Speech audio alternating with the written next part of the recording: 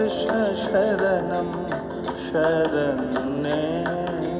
राम कृष्ण शरणं राम कृष्ण शरणं राम कृष्ण शरणं शरण्ये।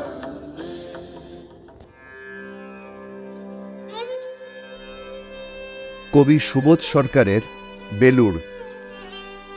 আমি একটা কোনায় দাঁড়িয়ে দেখছিলাম, দুটি ছেলে গেরুয়া বসন পরে মন্দিরের সিঁড়ি মুছছিল।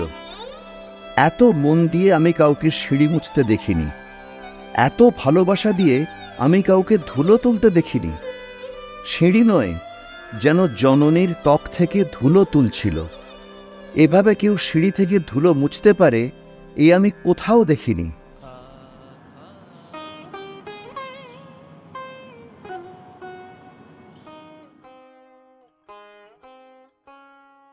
স্থিতপ্রজ্ঞ মহারাজকে জিজ্ঞাসা করলাম, এই ছেলে দুটি কে?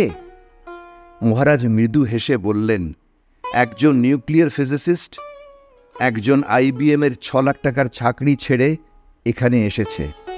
সিঁড়ি ধুতে এসেছে, যে সিঁড়ি দিয়ে মানুষ ওপরে ওঠে তা যেন পরিষ্কার হয়।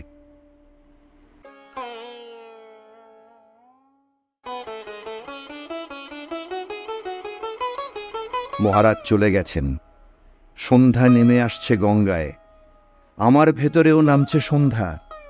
সারা পৃথিবীতে এত সিঁড়ি, সিঁড়িতে সিঁড়িতে এত দাগ, এত ক্রোধ, এত অপমান। আরতি শুরুর আগে মনে হলো, যে সিঁড়ি মুছতে পারে না সে কোনো দিন মানুষের চোখের জল মুছতে পারবে না।